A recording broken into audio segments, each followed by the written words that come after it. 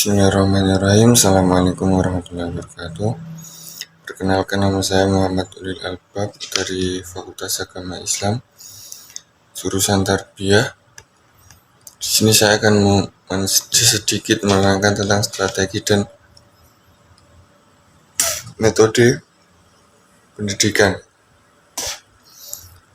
dengan mata kuliah strategi dan metode pendidikan.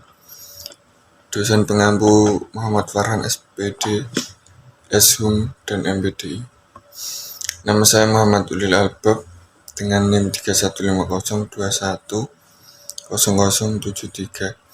Di sini saya akan sedikit menjelaskan, yaitu keterampilan dasar mengajar seorang guru ataupun guru SD, SMP, atau SMA. Untuk pengertiannya sendiri, keterampilan dasar merupakan suatu keterampilan yang menuntut latihan yang terprogram untuk dapat menguasainya. Penguasa terhadap keterampilan ini memungkinkan guru mampu mengelola kegiatan pembelajaran secara efektif.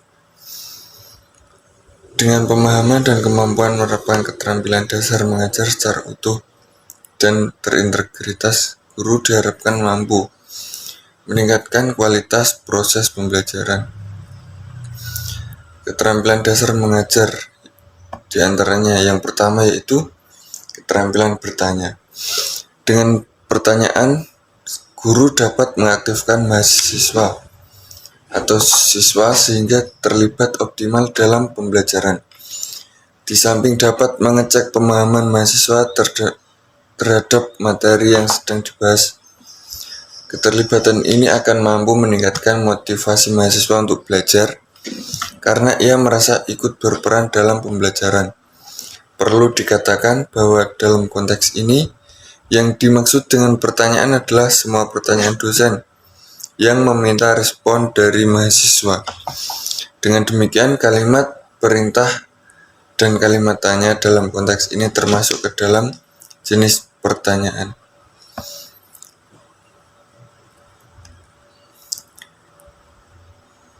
Pertama, pada umumnya guru masih cenderung memodifikasi kelas dengan metode ceramahnya.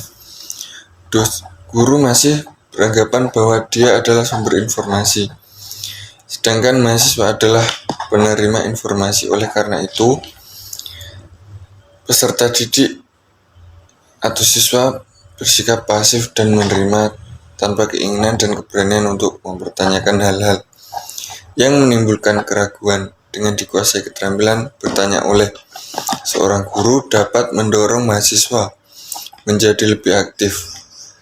Kegiatan pembelajaran menjadi lebih bervariasi dan siswa dapat berfungsi sebagai sumber informasi.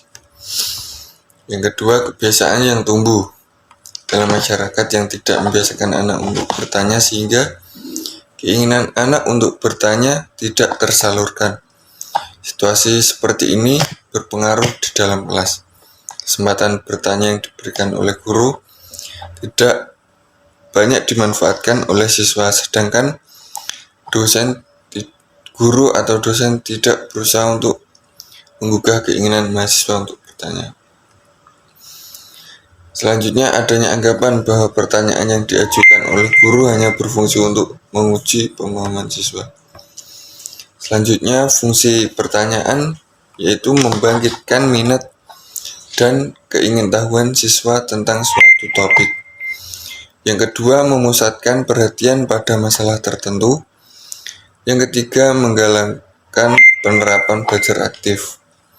Yang keempat, merasa siswa memberikan pertanyaan sendiri.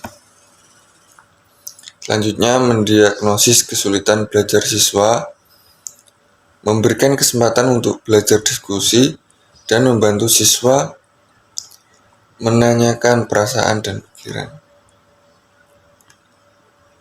Selanjutnya yaitu keterampilan memberi penguatan.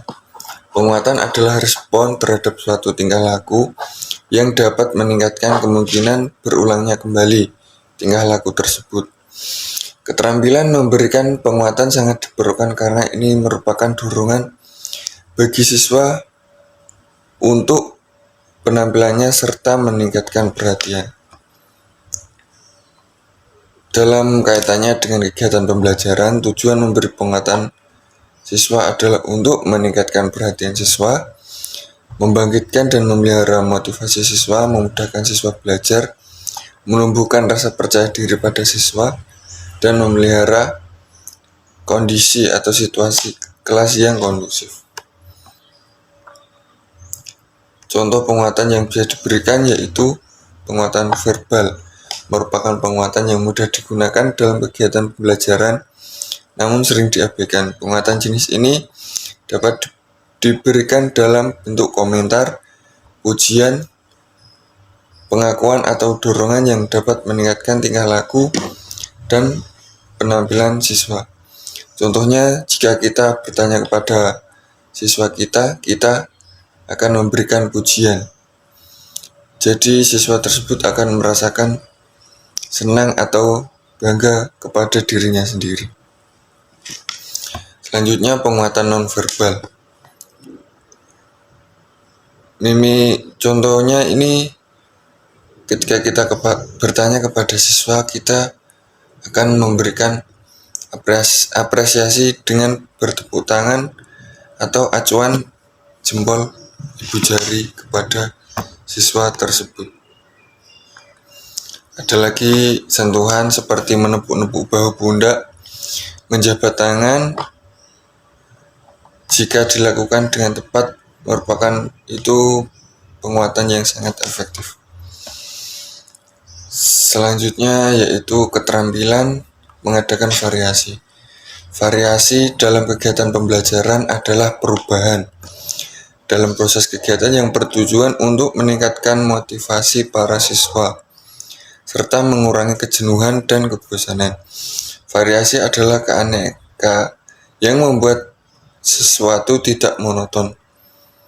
Variasi dalam kegiatan pembelajaran tujuannya untuk menghilangkan kebosanan dalam belajar, meningkatkan motivasi dalam mempelajari sesuatu, mengembangkan dalam pembelajaran sesuatu, mengembangkan keinginan untuk mengetahui dan menyelidiki hal baru, meningkatkan kadar keaktifan atau keterlibatan mahasiswa dalam kegiatan pembelajaran. Selanjutnya yaitu keterampilan menjelaskan. Kita sebagai calon pendidik harus menjelaskan dengan jelas, singkat, dan padat supaya mudah dipahami oleh peserta didik atau siswa kita. Kegiatan menjelaskan bertujuan untuk membimbing mahasiswa untuk memahami konsep, hukum, prinsip, atau prosedur, membimbing siswa untuk menjawab pertanyaan secara bernalar, melibatkan siswa untuk berpikir, mendapatkan balikan mengenai pemahaman siswa, menolong siswa menghayati berbagai proses penalaran. Selanjutnya yaitu keterampilan membuka dan menutup pelajaran. Ini juga sangat penting, yaitu kegiatan ini dilakukan pendidik untuk menciptakan suasana mental dan penuh perhatian pada diri peserta didik atau siswa. Dan menutup pelajaran adalah kegiatan yang dilakukan untuk mengakhiri kegiatan inti pelajaran. Tujuan dari keterampilan membuka dan menutup pelajaran adalah membangkitkan motivasi dan perhatian siswa, membantu siswa memahami batas tugasnya, membantu siswa memahami hubungan berbagai materi yang disajikan, membantu siswa mengetahui tingkat keberhasilan pembelajaran yang telah dilakukan. Contohnya, kita saat pertama kali masuk kelas memberikan salam, kemudian sekedar bertanya kepada siswa-siswa kita, dan untuk penutupnya kita bisa menggunakan yaitu dengan cara mengabsensi untuk melihat kehadiran siswa. Selanjutnya keterampilan membimbing diskusi kelompok kecil. Diskusi kelompok kecil merupakan salah satu bentuk kegiatan belajar yang penggunaannya sering diperlukan, melibatkan 3-5 peserta, berlangsung dalam interaksi tatap muka yang formal, mempunyai tujuan yang dicapai dengan kerjasama antar anggota. Komponen keterampilan yang perlu dimiliki pemimpin diskusi kecil yaitu merumuskan tujuan diskusi, merumuskan kembali masalah, menandai hal-hal yang tidak relevan, merangkum hasil pembicaraan saat tertentu.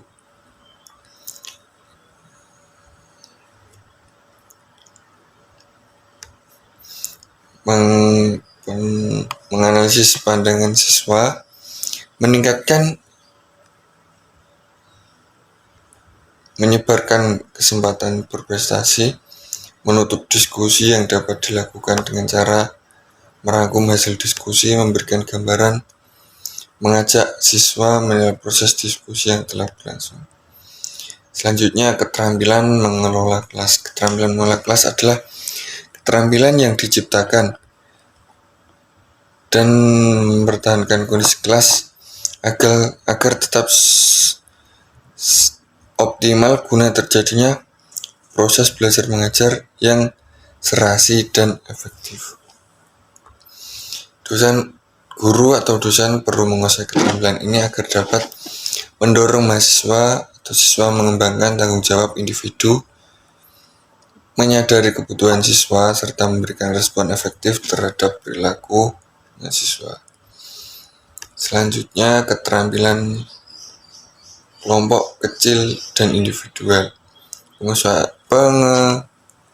Penguasaan keterampilan mengajar kelompok kecil individual memungkinkan seorang guru atau dosen mengelola kegiatan jenis ini secara efektif dan efisien serta memainkan perannya sebagai organisator kegiatan belajar mengajar, sumber informasi, pendorong bagi siswa, penyedia materi dan tempat belajar, mendiagnosa dan memberikan bantuan kepada siswa, serta berkegiatan yang punya hak dan kewajiban seperti lainnya. Sekian yang dapat saya sampaikan. Kurang lebihnya saya mohon maaf yang sebesar-besarnya. Itu tadi adalah tugas, strategi, dan metode pendidikan yang dapat saya sampaikan. Wabillahi taufiq wal hidayah. Wassalamualaikum warahmatullahi wabarakatuh.